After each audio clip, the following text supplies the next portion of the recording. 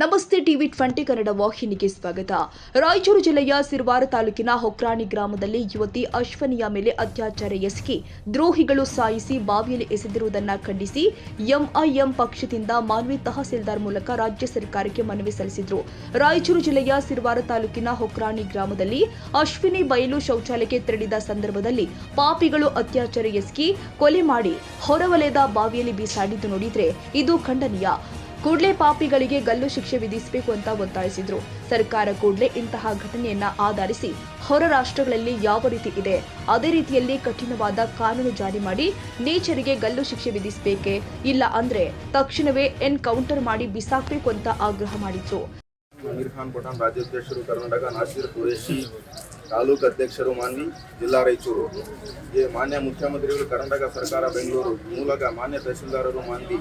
ವಿಷಯ: ಹೊಕ್ರಾಣಿ ಗ್ರಾಮದ ದಲಿತ ಯುವತಿ ಅಶ್ವಿನಿ ಅವರ ಮೇಲಿನ ಅತ್ಯಾಚಾರ ಹಾಗೂ ಕೊಲೆ ಪ್ರಕರಣದ ಆರೋಪಗಳನ್ನು ಕೂಡಲೇ ಬಂಧಿಸಿ ಕಠಿಣ ಕಾನೂನು ಕ್ರಮ ಕೈಗೊಳ್ಳುವಂತೆ ಮನವಿ. ಮಾನ್ಯರೇ, ಸಿರವಾರ ತಾಲೂಕಿನ ಹೊಕ್ರಾಣಿ ಗ್ರಾಮದಲ್ಲಿ ದಲಿತ ಸಮುದಾಯಕ್ಕೆ ಸೇರಿದ ಅಶ್ವಿನಿ ತಂದೆ ತಿಮ್ಮಾರೆಡ್ಡಿ 18 ಎಂಬ ಯುವತಿ ಇತ್ತೀಚೆಗೆ ಪದವಿ ಪೂರ್ಣಗೊಳಿಸಿದ್ದು ಬುಧವಾರ ಸಂಜೆ ಬಹಿರ್ದೇಶಕ್ಕೆ ತೆರಳಿದ ಸಂದರ್ಭದಲ್ಲಿ ದುಷ್ಕರ್ಮಿಗಳು ಆಕೆಯನ್ನು ಹಿಂಬಲಿಸಿ ಅತ್ಯಾಚಾರ ಎಸಗಿ ಹತ್ಯೆ ಮಾಡಿ ನಂತರ ಶವವನ್ನು ಬಾವಿಯಲ್ಲಿ ಎಸೆದಿರುವ ಶಂಕಿತ ಅಮಾನವೀಯ ಘಟನೆ ನಡೆದಿರುವುದು ಅತ್ಯಂತ ಆತಂಕಕಾರಿ ಹಾಗೂ ಖಂಡನೀಯವಾಗಿದೆ. ಮರುದಿನ ಬೆಳಗ್ಗೆ ಬಾವಿಯಲ್ಲಿ ಯುವತಿಯ ಶವ ಪತ್ತೆಯಾಗಿದ್ದು ಗ್ರಾಮಸ್ಥರು ಪೊಲೀಸರಿಗೆ ಮಾಹಿತಿ ನೀಡಿದ್ದಾರೆ. ಘಟನೆಯಿಂದ ಗ್ರಾಮದಲ್ಲಿ ಆತಂಕ ವಾತಾವರಣ ನಿರ್ಮಾಣವಾಗಿದ್ದು ವಿವಿಧ ದಲಿತ ಸಂಘಟನೆಗಳು ಹಾಗೂ ಸಾರ್ವಜನಿಕರು ಆರೋಪಿಗಳನ್ನು ಶೀಘ್ರವಾಗಿ ಬಂಧಿಸಿ ಕಠಿಣ ಶಿಕ್ಷೆ ಗುರುಪಡಿಸುವಂತೆ ಒತ್ತಾಯಿಸಿರುತ್ತಾರೆ. ಅದರಿಂದ ಪ್ರಕರಣವನ್ನು ಸರ್ಕಾರ ಅತ್ಯಂತ ಗಂಭೀರವಾಗಿ ಪರಿಗಣಿಸಿ ಪ್ರಕರಣದ ಆರೋಪಿಗಳನ್ನು ಕೂಡಲೇ ಪತ್ತೆ ಹಚ್ಚಿ ಬಂಧಿಸಬೇಕು. ನಿಶ್ಚಿತವಾದ ಹಾಗೂ ತ್ವರಿತ ತನಿಖೆ ನಡೆಸಿ ತಪ್ಪಿಸ್ಥರ ವಿರುದ್ಧ ಕಠಿಣ ಕಾನೂನು ಕ್ರಮ ಕೈಗೊಳ್ಳಬೇಕೆಂದು ಪ್ರಕರಣದ ತನಿಖೆಯನ್ನು ಅಗತ್ಯವಿದ್ದಲ್ಲಿ ಹಿರಿಯ ಪೊಲೀಸ್ ಅಧಿಕಾರಿಗಳು ಮೇಲ್ವಿಚಾರಣೆಯಲ್ಲಿ ನಡೆಸಬೇಕು. ऑल इंडिया मजलिस इत्तेहादुल मुस्लिमीन एमआईएम के जानिब से मैं अपील कर रहा हूँ, दरख्वास्त कर रहा हूँ।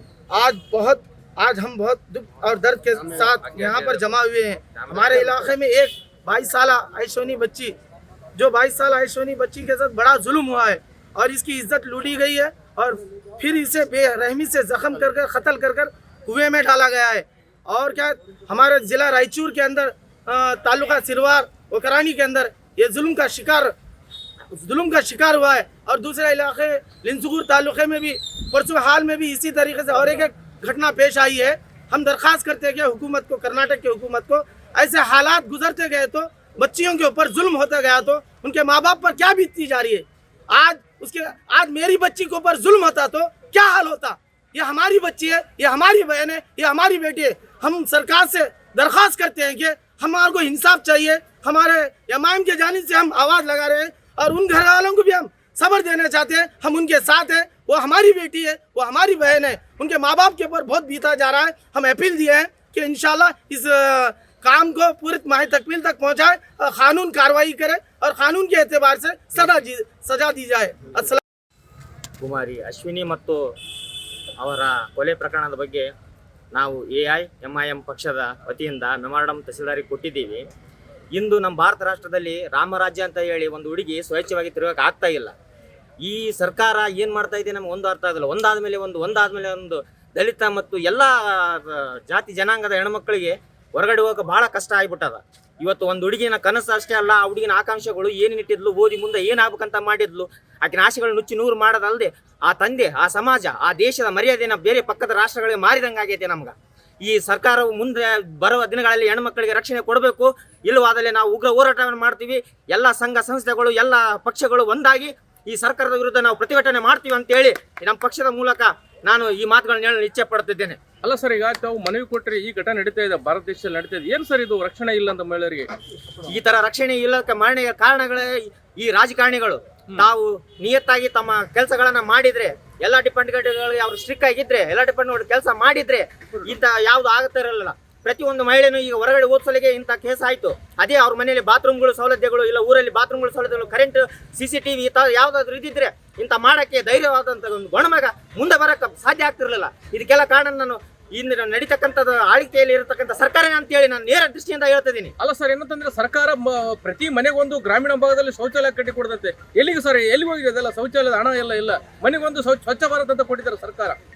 ಅದೆಲ್ಲ ನಮ್ಗೆ ಹೇಳಕ್ಕಷ್ಟೇ ಅವೆಲ್ಲ ತಂದಿದ್ದಾರೆ, ಎಲ್ಲ ಅವರೇ ನುಂಗಿ ನೀರು ಕುಡಿದಿದ್ದಾರೆ. ಇದು ಕಾರಣನೇ ಹೀಗೆ. ಅದೇ ಶೌಚಾಲಯ ಇದ್ದಿದ್ರೆ ಅಶ್ವಿನಿಗೆ ಇಂಥ ಗತಿ ಬರ್ತಾ ಇರಲಿಲ್ಲ. ಈಗ ರಾಜ್ಯ ಗೃಹ ಸಚಿವರಾದಂಥ ಪ್ರಿಯಾಂಕಾ ಖರ್ಗೆ ಅವರು ನಮ್ಮ ಸಮಾಜದಲ್ಲಿ ಒಂದು ದಲಿತ ಮಹಿಳೆಗೆ ಈ ಥರ ಅತ್ಯಾಚಾರ ಹಾಗೂ ಕೊಲೆ ಆಗಿದೆಯಲ್ಲ, ಇದಕ್ಕೆ ನೀವೇನು ಹೇಳ್ತಾ ಇದ್ದೀರಿ? ಇಲ್ಲ, ಏನು ಕಾನೂನು ಬರ್ಬೇಕು ಈ ರಾಜ್ಯದಲ್ಲಿ ಅಂತೇಳಿ ನಾವು ಕ್ವಶನ್ ಮಾಡ್ತಾ ಇದೀವಿ. ಸೈಯದ್ ಖಾದರ್ ಬಾಷಾ, ಟಿವಿ 20 ಕನ್ನಡ, ಮಾನ್ವಿ. ಕನ್ನಡಿಗರ ಮೆಚ್ಚಿನ ನಿಮ್ಮ ಟಿವಿ 20 ಕನ್ನಡ ವಾಹಿನಿ ಇದೀಗ ಟಿವಿಯಲ್ಲಿ ಲಭ್ಯ.